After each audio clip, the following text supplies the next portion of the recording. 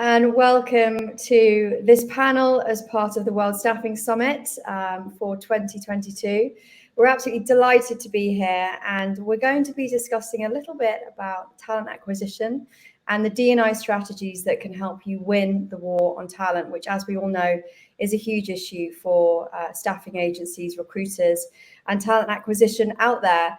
My name is Helen Maguire. I'm the CEO and co-founder of Diversely, and I'll tell you a little bit more about Diversely shortly, but I'd love to introduce my guests first.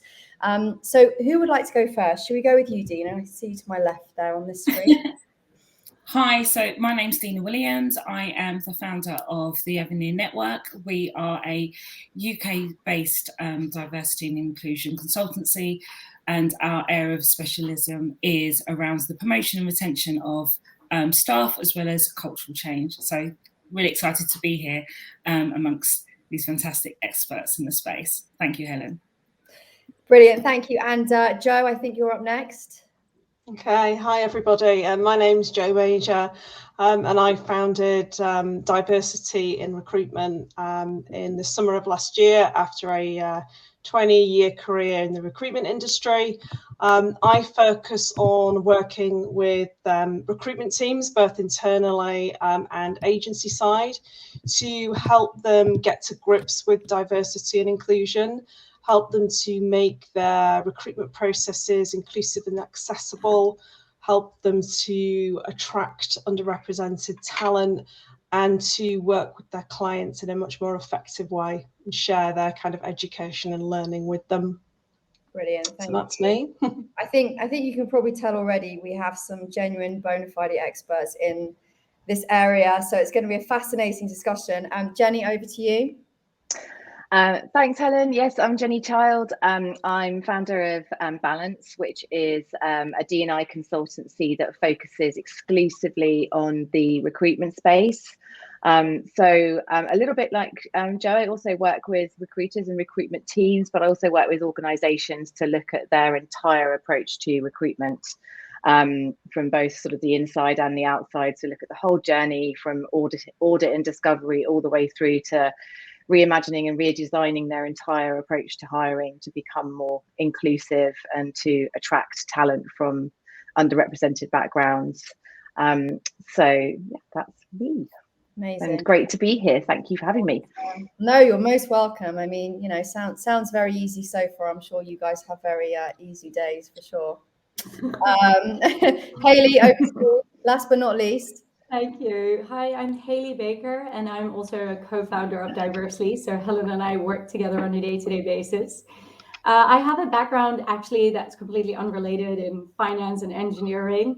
But a couple of years ago, due to lack of representation in these areas, I set up Girls in Tech in Singapore and Vietnam, where I was living, and focused wholly on attracting, engaging, and keeping more girls and women in the tech space.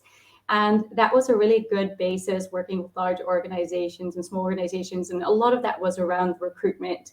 So from there, got a bit frustrated with the pains of not being able to make a big impact. It was very service driven, and decided it was time to start using the tech that I had been seeing built for others in the space that I was really passionate about, which is diversity and inclusion, to ensure that we can make diversity and inclusion for recruitment impactful for a big, large scale of applicants, candidates, but also recruiters to be inclusive in that journey. Brilliant, thank you. And you kind of done half of my job for me there. I was going to explain a little bit about what Diversely does and is, but I think you've done that very nicely. So thank you. I think we have 60 minutes on this panel, and we'll use the first 45 or so for our discussion, which will be a very open and honest and insightful discussion. I'm pretty sure of that. And then 15 minutes at the end will be on questions. So anyone that has any Q&As, just pop them in the chat. We have somebody who's monitoring that our side, and we can also check that. And obviously, I'm happy to answer any live questions towards the end of the session as well, when we'll be sharing some contact details and a few free resources that you can download to help you with all of this type of stuff. So we're going to kick off, and I think, as I mentioned in the introduction, we're looking really at this from both an employer and from a candidate perspective. The world of staffing, whether you're a recruiter or you're an internal talent acquisition or HR person, is facing a huge challenge at the moment. There are over 76% of people out there who ask for diversity and inclusion to be part of the process and expect diversity and inclusion to be something that employers take into consideration. So you're under a huge amount of pressure to deliver. And I wanted really to throw this question and maybe to Jenny, actually, in the first instance, as to why candidates are demanding greater transparency around D&I and well-being at the moment. Sure. I mean, I think simply because they can. It's you know, the types of candidates that that we're trying to hire.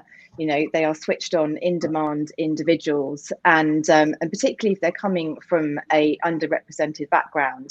Most importantly, they're going to want to know that they're entering a safe space. They're going to want to know they're entering an inclusive environment where they have a great chance of succeeding.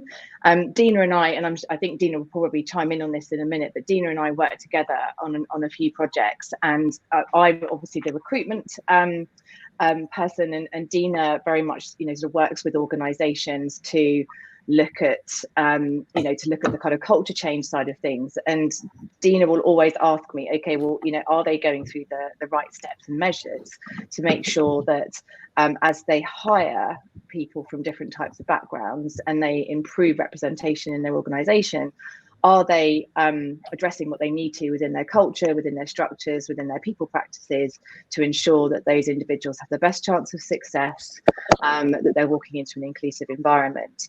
And candidates, will naturally want to know that this is the case. So they are going to be looking for transparency from employers and also from recruitment companies to know that they're going to be treated fairly and equitably throughout the recruitment journey. And they're going to want to see that transparency and explanation of what the organisation has done to, address any challenges within their culture and their sort of people practices. That has historically meant that they've remained quite homogenous. Dina, Dina might have something to add to that. Dina, it'd be great to get your perspective on that. Yeah, I think there's two parts to this. I think over the last 18 months, particularly with the worldwide spread of Black Lives Matter, the people are expecting more authentic inclusion when it comes to recruitment. They don't want to feel like it's a tick box exercise.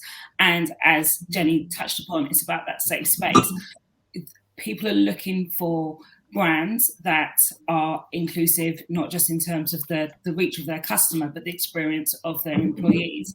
And many from underrepresented groups have had the need to kind of, code switch and change who they are to fit into an environment. And no longer does that have to be the case, thank God, because that's exhausting. So candidates want to know that this is done with intention, and that they're on their merits and not just for aesthetics, so to speak. So yeah, I think culturally, as a society, we've changed in what we expect from organisations, and we're holding them accountable to be true to the things that they may say on their social medias and communications. But ultimately, as individuals, we now have we're in a space where we can say, well, okay, what does this look like? Am I going to be the only? Is this tokenistic?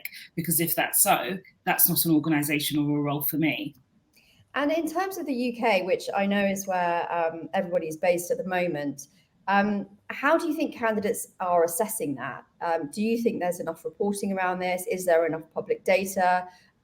Is there enough transparency? I read a report recently that 42% of Black employees resigned in the last 12 months due to a lack of internal diversity. So are they walking into something that they don't understand because there isn't the data out there, or is that getting better? How do you feel about that? I would always say the data is available if you're asking and collecting it.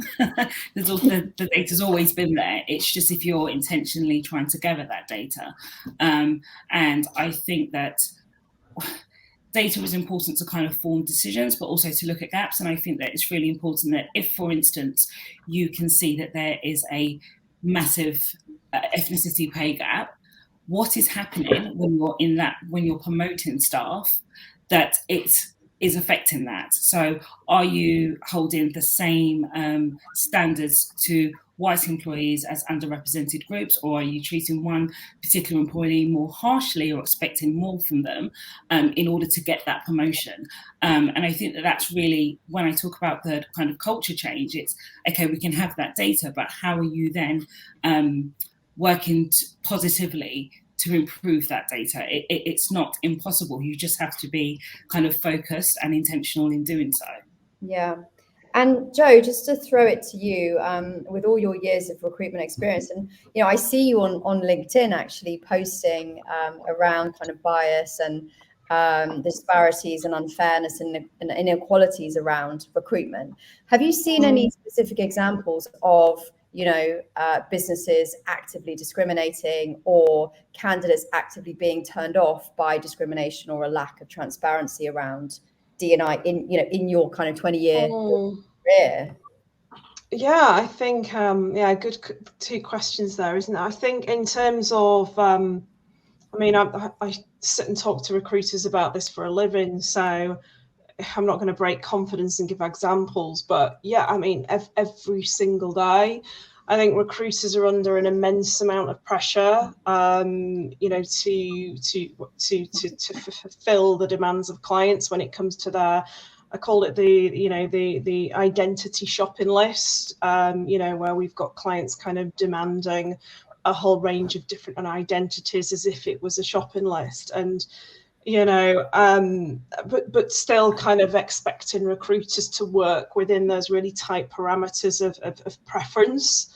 And often those preferences in themselves are discriminatory and heavily prejudiced.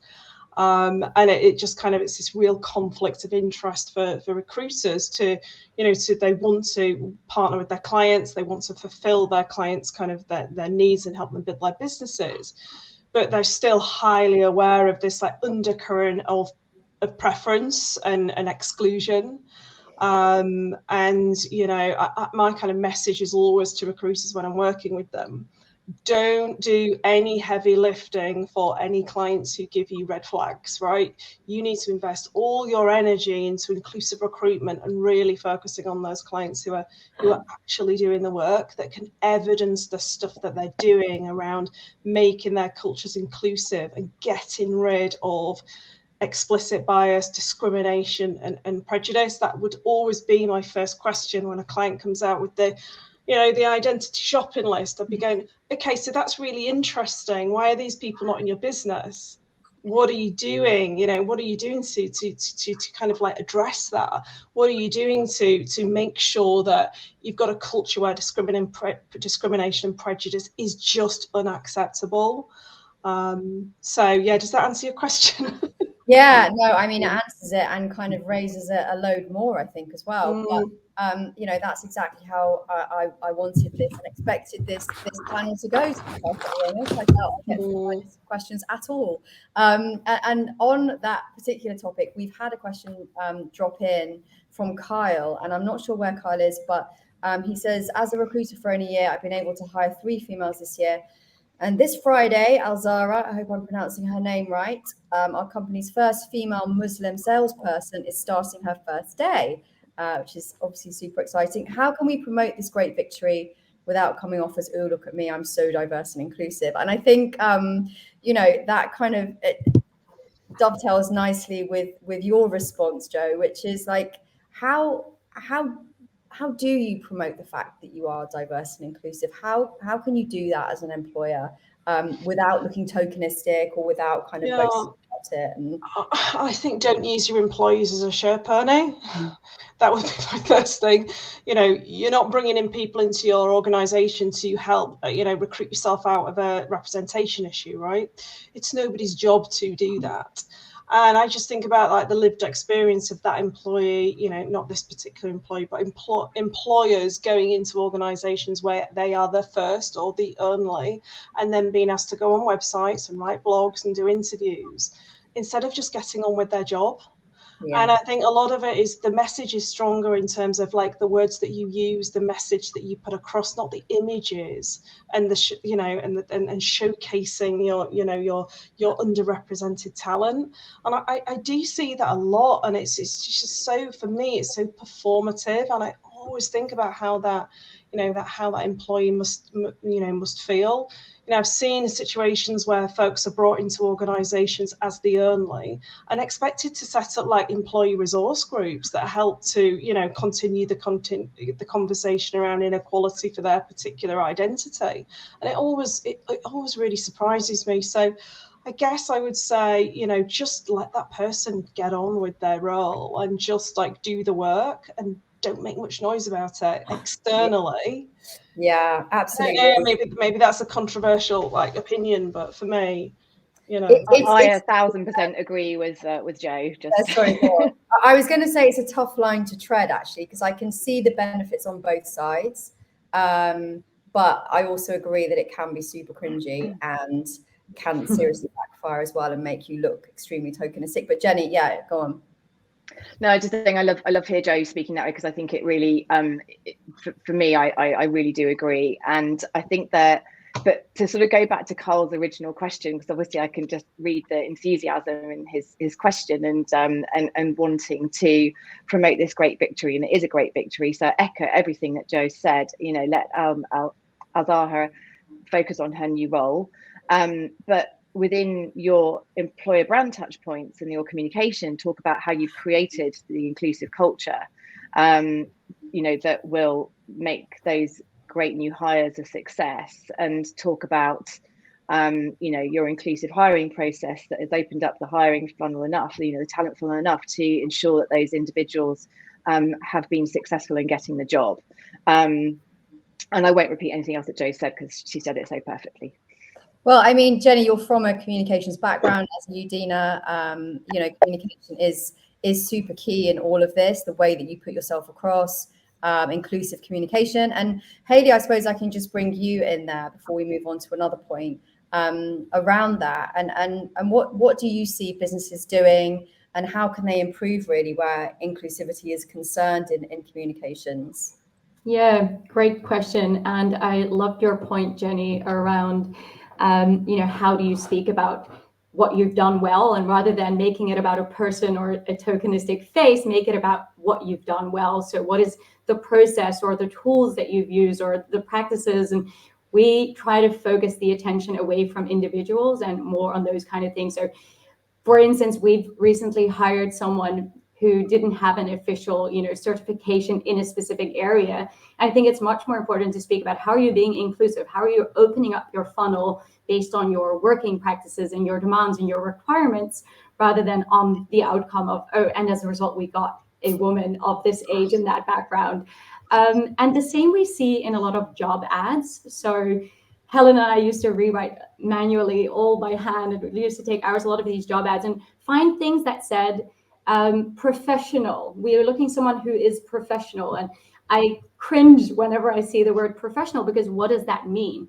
And you have to be really careful about how does that come across. And I think it aligns with what you were saying, Dina, is, you know, that codification. Saying someone has to be professional means they have to fit into a specific space and square that you've set within your organization. And I think a lot of people will read that nowadays and go, oh, I don't think I want to fit into that professional. But someone putting that out there might have the best intentions. So really breaking down what is it that you want to say, how do you want to put yourself out there, and then finding the right words for it. And maybe those words have changed over time. Language evolves.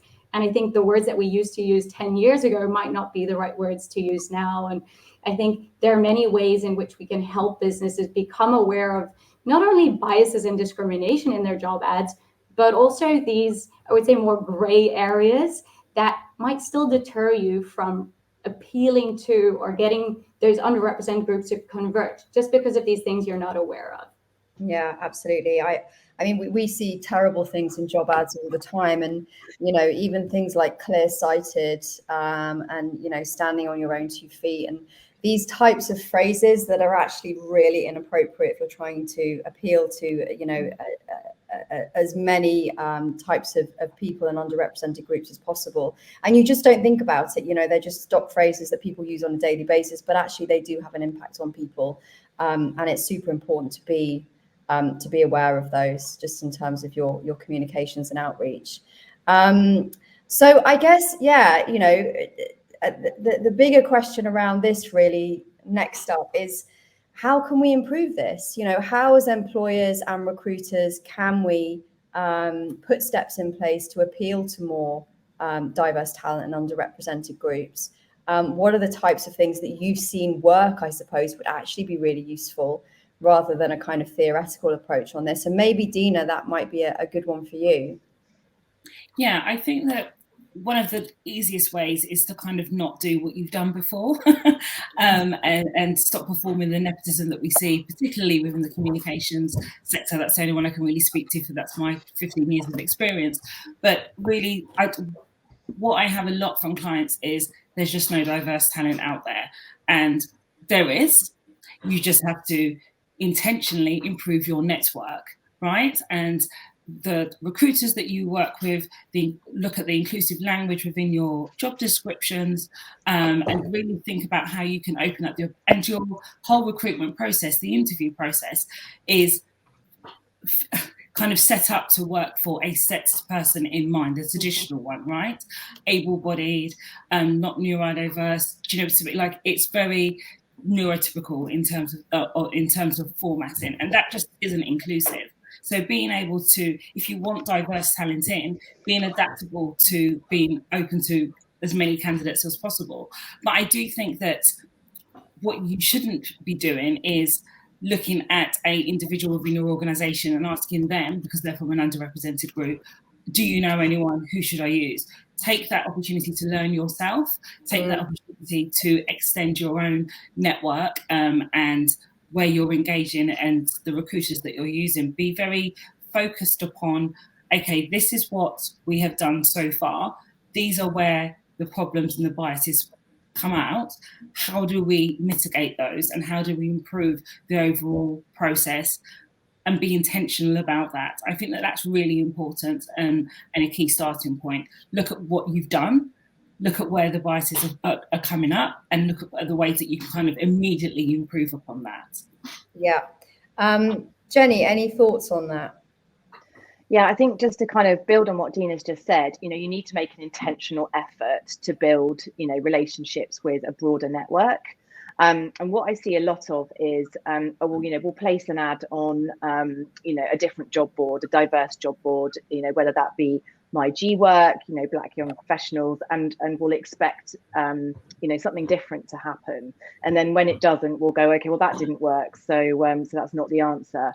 That intentional effort needs to be a long-term commitment, with a built-in strategy around, what type of, talent pools are you trying to tap into, and then you need to obviously marry that with an inclusive hiring process, and then also collect and track the data so you can monitor the success of what's happening.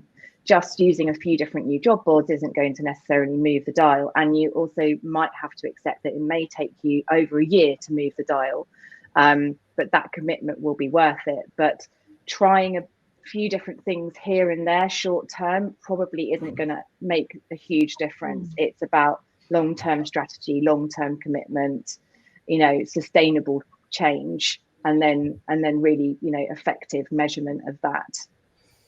Yeah, absolutely. We had a comment actually from Scott, just on your point earlier, Hayley, around, just to quote him, how many people do not fit in the box but are excellent qualified candidates. And I would add on this point, around trying to be more inclusive or trying to reach more underrepresented groups, is to look at transferable skills.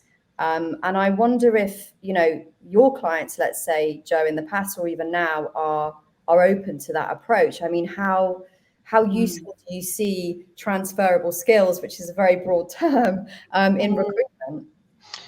Yeah, no, it's an interesting question. I've always been, when I speak to recruiters, I always try to get them to understand that inclusive recruitment isn't about compromising on quality. It's not about, like, you know, lowering the bar. It's not about recruiting people who don't fit the spec and can't add value to your business. It's not about hiring people because of their identity. It's about just, you know, opening the gate wider and making sure that it isn't your processes that are responsible for recruiting groups of very, very similar people. And I think a lot of it is about there isn't an overnight, as you know, the same mirroring, echoing the things that Jenny and Dina have said. There isn't an overnight solution. You know, job boards, initiatives, signing up to, you know, to commitment plans isn't going to solve very little. It's about looking what you've always done and totally unpicking it, dismantling it, and rebuilding it, and adding a stack of process. Because inclusive recruitment takes time. It's I think if I look at some of my, like, kind of recruitment businesses, we look at the metrics, we look at what they focus on. It's time to hire. It's meeting targets. It's getting commission. It's all about speed, all about timings, all about speed, all about efficiency, making really, really quick decisions, super, super quick. You know, absolutely loaded in, unconscious bias, very, very, you know, I would argue that a lot of the preference and bias is actually folks are super aware of it. And being able to just, you know, go through a short list of 50 people in 2 minutes. And I think it's the existing recruitment process that we have in place where we miss out on talent. I'm not sure even if we have to think necessarily about, like, you know, compromising on skill sets. I think it's about just, like, slowing everything down and changing our processes. I think there's something around looking at people transferring from other sectors. There's a lot of sector preference, I find, within the markets that I work with. You know, this absolute, you know, it's inconceivable to think that you would take somebody out of professional services and put them in this world. And these, like, immediate barriers and blockages are put up because of this, like, strange approach to, you know, not being able to possibly invest in somebody to make sure they adapt to our sector. And we spend a bit more time just, like, introducing them to a different space of working. But yeah, I mean, I would always say the contingent traditional recruitment methodology of recruitment businesses goes against everything I train. I might be, like, putting myself out there saying that. No, I'm all about making hiring very much kind of focusing on the retained proposition. You know, when it comes to recruitment businesses, retained proposition is an inclusive recruiter's dream. You know, this is where we can start to change behaviours and really turn the dial. Slow stuff down and really see people, really see talent, instead of working at a million miles an hour and missing people. No, I get that completely. Huge way of us answering that question, Helen. Sorry. No. Again, a great way of answering the question. And yeah, I wish I could dig into a million of those kind of points that you brought up. But I think, you know, in terms of the way that recruitment is done, it's brilliant to hear it broken down like that, and to hear the disruptive and different ways of doing it and approaching it. And I think, you know, just from my own experience, I founded a women's careers platform about 7 years ago, and we tried to bring in women from different industries into, let's say, digital marketing or into finance or into various industries where there weren't very many women. And we looked at a skills-based profile, and we looked at people's mindsets and approaches and their appetite for curiosity in some respect, or certain personality traits that they had that would work very well in an alternative environment or an alternative industry. And you know, that's kind of what we do at Diversity as well, is to represent people from a skills and a strengths and a background perspective, as opposed to, you know, they've had 10 years experience in the recruitment. I mean, what does that mean to anybody, really? We've had a few comments coming in now, so I'm just going to pick up on a couple of those. Yeah, okay. So one that I think might be a nice one for you, Hayley, actually, has come in from Jan, I think. No, not from Jan. Let me see. From Scott? No, from Chandni.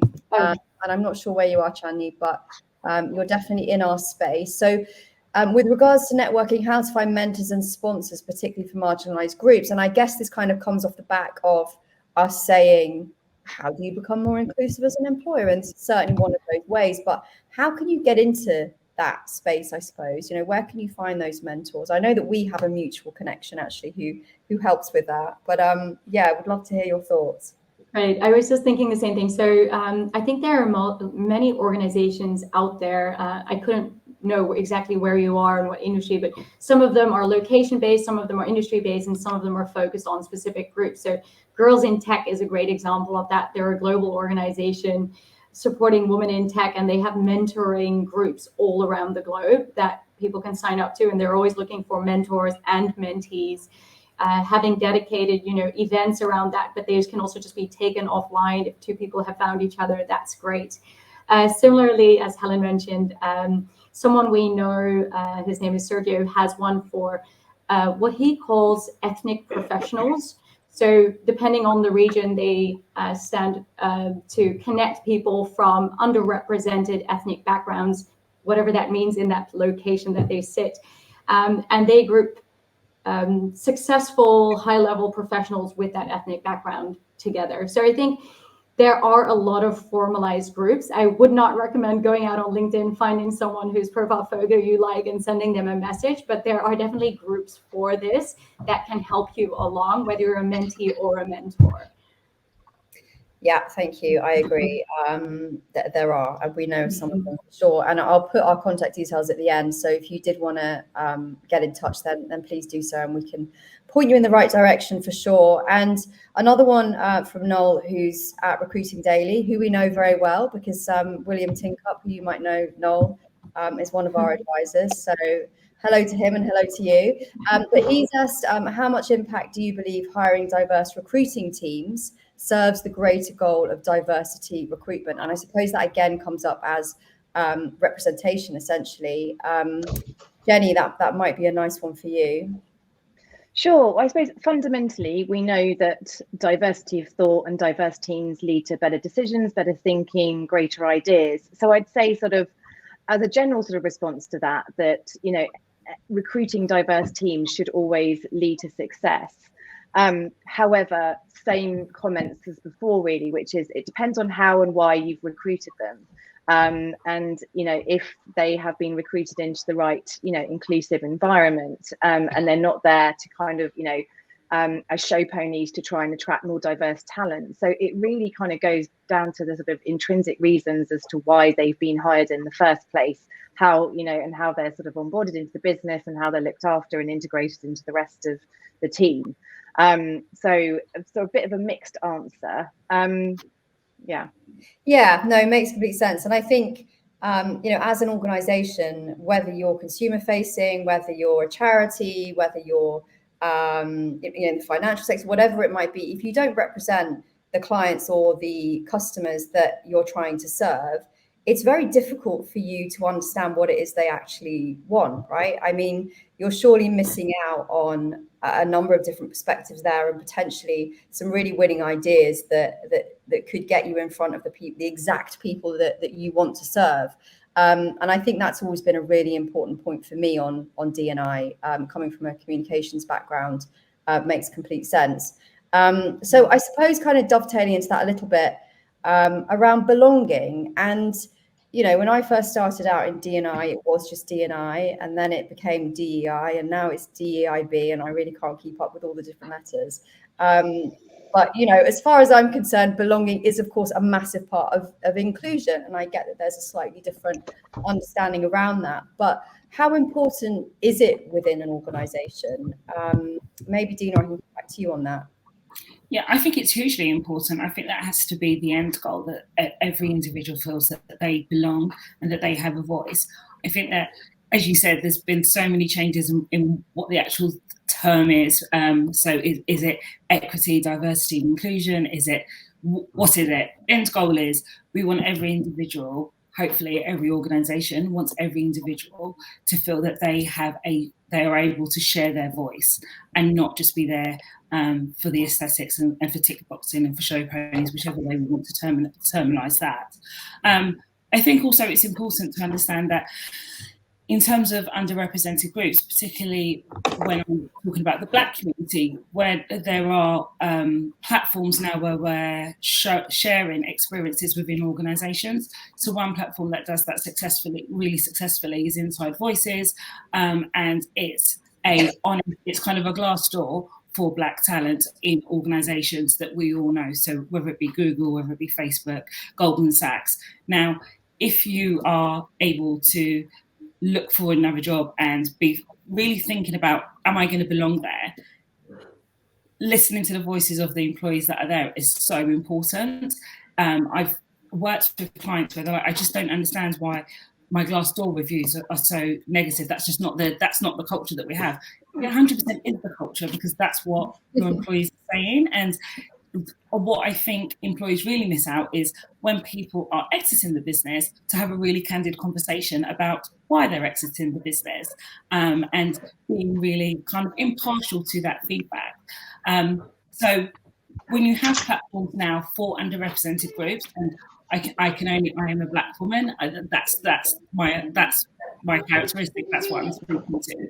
There are now more and more kind of platforms where we are voicing what our experiences are, so that somebody else can either join that positive environment or stay clear of a negative one.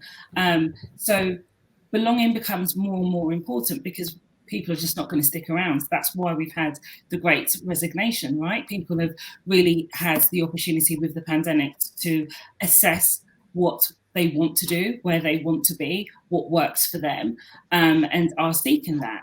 And I think I just want to kind of touch back on another point that Joe made previously, and that was around, I've actually forgotten, which is not great. My mind has gone.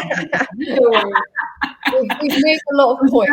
It was around. Sorry, there was a big ramble. Sorry. No, it was around transferable skills. And one of the things that we have to keep in mind is we are the first generation that will have 4 generations in a workplace, right? We are living for longer. We are going to be working for longer. Therefore, transferring careers, pivoting our careers is hugely likely, right? All of us are in a very different sector to what we ever envisaged when we left school. As 5 panelists, right? So it's very unlikely that if you go into a particular sector at the beginning of your career, that will be where you end up when you're working at 70. Let's hope we're not working at 75. So transferable skills are really, really key. Another reason why we have to employees need to think about transferable skills is when we look at women over the age of 45 and they're exiting the business because they're being pushed out, not because they don't want to work in organisations. Why don't we look at how they can kind of support women that are going on maternity leave? Why can't they be their maternity cover? They generally have been the first generation that have worked and raised a family, and kind of can provide that support when you're looking at all of the kind of barriers or hesitations that you have when you're returning back from maternity. So maybe job sharing, maybe looking at having them as their maternity cover and extending that cover for when they're back, to really be like, I'm here for you. I can really support you. This is kind of what you're going through, the sleepless nights, all of that. I've been there. This is how I kind of would be a huge benefit to the employer and the employee, mostly fundamentally the employee. Yeah. So let's look at transferable skills in a different way. Let's look at what talent are we losing? Why are we losing them? And how can we get them back in? Because they have such huge insights and expertise that we will hugely benefit from as an organisation, but to train our talent onwards, right? Yeah. I absolutely love the fact that you brought this up. Age discrimination is something that we haven't really touched on yet, but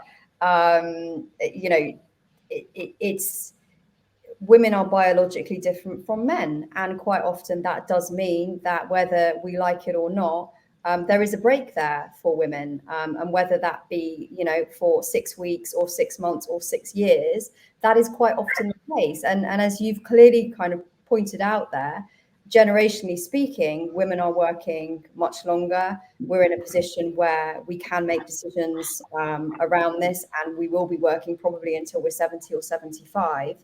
And therefore, that sense of belonging in terms of age groups and generational considerations should also be something that employers really take into consideration when they're making these decisions around, as you say, transferable skills, around support, around bringing different perspectives into the workplace. And one person who is amazing at this, if anybody gets a chance to check her out, is Jane Evans, who runs uninvisibility.com. Some of you may have heard of her. She was on our podcast a couple of weeks ago, and she is just an absolute force to be reckoned with on this, and actually makes a very, very similar point to you, Dina, around the role of those on maternity leave versus women who, maybe a little bit older and want to come back into the workforce. So that's a huge area to explore. But I mean, I suppose, Jo, how do you cope with generational challenges, I suppose, where recruitment is concerned, or how have you coped with that previously? What do you mean from what am I seeing, or from a? Yeah, I mean, what, have you seen any successes on that front? Because personally, I haven't. Yeah, it's really interesting, this looking at the age piece and generations. I'm constantly confused as to why we see such a lack of age representation across the recruitment industry. So many businesses that I will either look at, come across, work with, they're kind of like the average age is mid-20s, around 30 if you're lucky, and yet so many of their candidates are kind of like mid to senior career, and there's that real disconnect between who's on the recruiter pages of a website and actually the folks that they're trying to engage with. And and I do think there's this. I think back to when I was my attitude when I was in my kind of like early 20s. I didn't really ever think about any of this stuff, and then I kind of got into my 40s and realized, goodness me, I'm beginning to not be as, from a candidate perspective, as attractive as I was when I was in my in my 20s. But yeah, I've got all this experience. I've got 20 years and I'm questioning my candidate worthiness because of my age, which was a really weird thing. And I do think, we do see whether we want to admit it or not, we see a drop off when it comes to talent, especially female talent in the recruitment industry. And, it usually happens around the stage where people are planning on building a family. Yeah. And maybe that's got a reason as to why we don't see as many people kind of on the second half of their career working agency side, and we lose so much talent to kind of that in-house space. And yet we're really missing an opportunity to have that rich diversity of thought that you get with age diversity, and also, that representation piece. So we've got folks that actually mirror the candidates that we're looking to recruit for. Does that make sense? Yeah, absolutely. And I think not only mirror the candidates, but mirror potential candidates for that recruitment agency as well. And you can talk about that from any business perspective. And I suppose, Hayley, I'd love to bring you in here on this, because it comes down really to unconscious bias, right? It's around, you see a person's face, you see their age, you see their career history, you see any gaps that might be on their CV, whatever it might be. How can we go about mitigating that from a recruiter perspective? Yeah, there's so much unconscious bias that we come across. And I find it fascinating because so many people go, oh no, but I know my unconscious bias. And then in the next sentence, they'll say something that proves that actually they don't. And a couple of things that we see a lot is, specifically in the tech industry, age discrimination, and saying things like, oh no, but if they're above 30, they won't be able to learn new technologies as quickly. Really? Says who? Have you tested their capability to learn new tech? What we've also seen a lot of times is, oh no, but we have 200 applicants. We only have, as you say, Joe, we only have 20 seconds to review every CV. So we just want to filter out anyone who hasn't gone to these 2 universities. And I saw a question on the same topic as well. And going, but that's an efficient way of filtering, and not even being aware of the intrinsic bias that is in that decision making. And it's all about efficiency, but are they losing out on all these good candidates in the process? So there are many ways in which we see this come back. It definitely isn't, I think, what traditionally people think is, oh, it's a gender thing. Oh, we'll put women aside because they might have kids and we don't want them to lose them in our teams. But it's much broader than that. And how we've gone about it is by removing any information from a CV that is irrelevant for a recruiter or a hiring manager or talent acquisition person to assess whether they're suitable for the role or not. So obvious things like names and photos and dates of birth and marital status, people put the craziest things on their CVs, but also things like school and university names. I understand there might be a need, depending on the role, and even this I will question, a need to understand what kind of major they studied. Fair enough, okay, that might be relevant. There are also cases where it might not be, and that's a good point to challenge as well. But also things like the use of gendered pronouns across the CV, any references to their ethnicity that might be embedded in there. We just take all of that out. Initially, we were doing that manually. Now we've built a tool that does it. For me, it's a really most intuitive thing that you can do. The very bare minimum least that you can do is to ensure that there's no bias. But interestingly enough, it's also an area where we get probably the most pushback from our users and our clients. So that just proves that they might say they want to be bias free and that they want to get rid of unconscious bias, but when it comes to actually changing the way they do things, there's still a lot of hesitance and there's a lot of mindset shift that we need to realize, and that needs to come from the top. It's not giving people a tool that removes the bias and, oh, then there's suddenly no bias. They have to be bought in, understand the why this is important from a candidate's perspective, but also for the business. And that's... And I know, I completely agree with all of those points, and we do see that an awful lot. And I suppose, being disruptive, trying to do something differently, will always require an element of change management. And Jenny, I wonder kind of what your experience is around that. Where have you seen pushback when you've tried to implement new ways of doing things, or tried to remove? And I say unconscious bias, I mean, some people have conscious bias, right? And I probably have conscious bias, and I definitely have unconscious bias, even though I'm very, very aware of what that means. So it's, it's very tricky sometimes to get people all aligned, right? And all kind of working in the same direction. Have you had challenges where that's concerned? Yeah, huge challenges. I think especially in the industry that I've worked in for, like Dina, for many, many years, and still work with a lot, which is that most of the time we are hiring behind the curve. Time is of the essence, and particularly in terms of the way creative agencies make their money. If there is a gap missing, if there is a person missing, then that's revenue they don't make. So there's always a huge time pressure, and I'm sure it's the same with most industries. And like Joe said earlier, inclusive recruitment is not fast. Really well thought out inclusive hiring, where there is something that has been implemented at every stage of the recruitment journey to mitigate bias, is not going to happen quickly. We all know that if we want to hire fast, we ring up the 3 recruitment agencies that we normally use, ask them to send over some CVs, and we'll probably have an offer out in a couple of weeks. However, you'll continue to do the same, and hire the same types of people. So the biggest resistance that I get is that there's always great intentions, and there's always sort of great attitude towards everything that I'm trying to do. And when it falls down is usually when it goes against their need to hire quickly.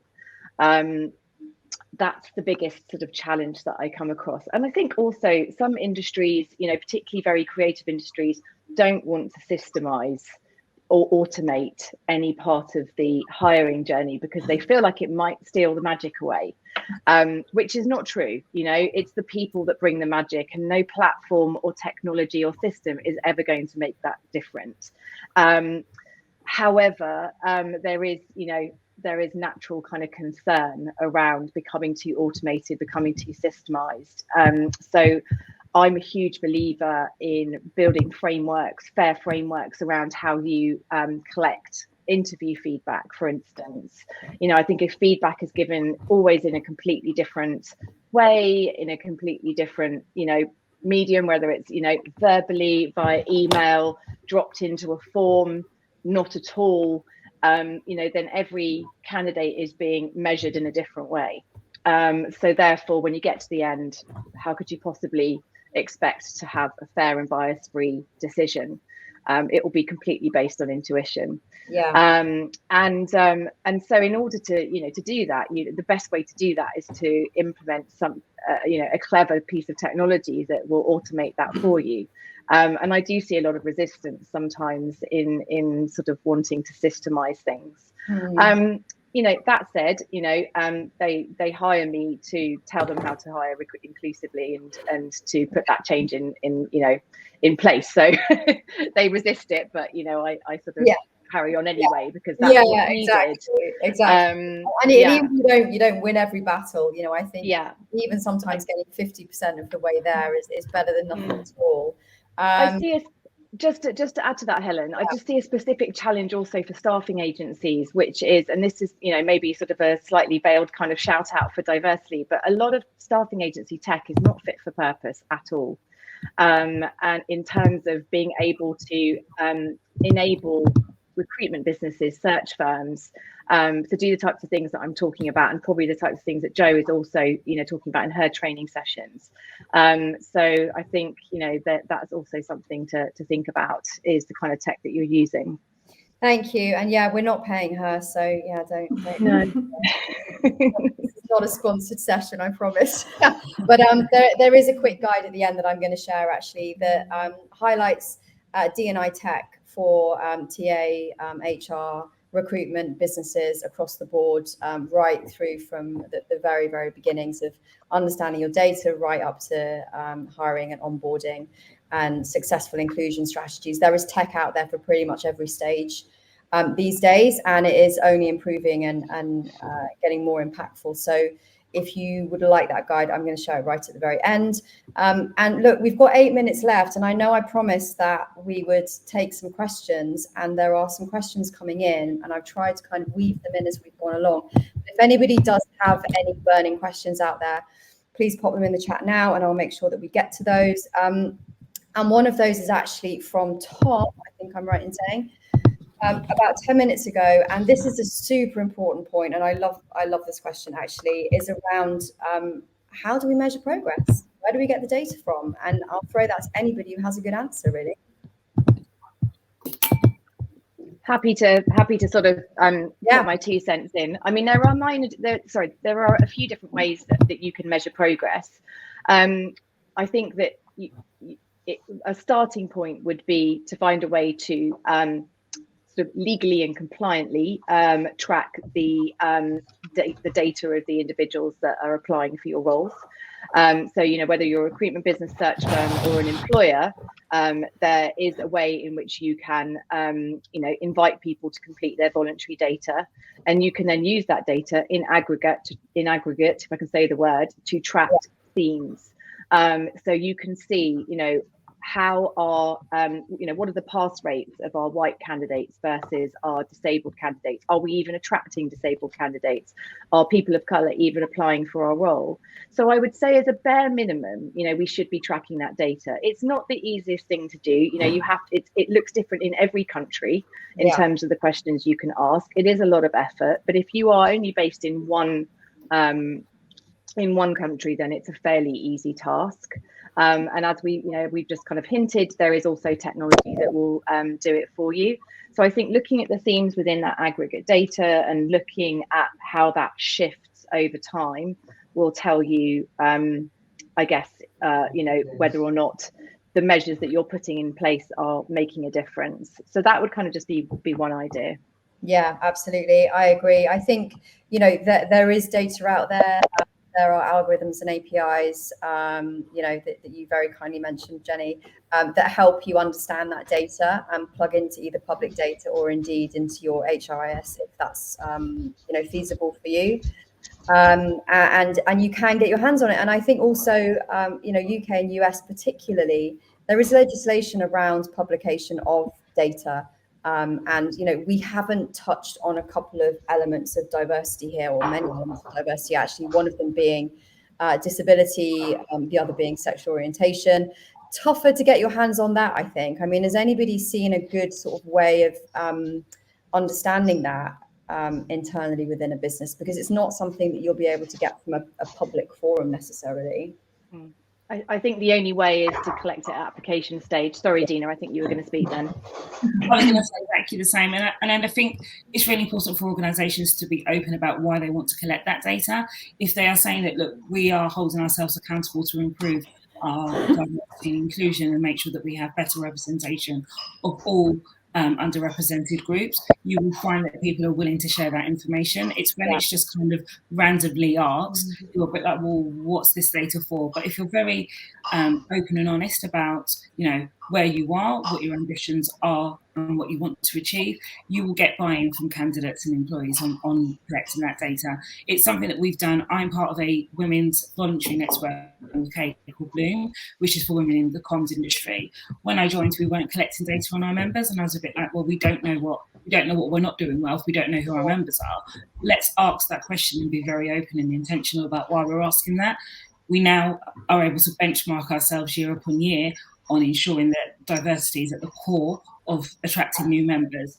Everybody wanted to kind of buy into that. You just have to ask the question.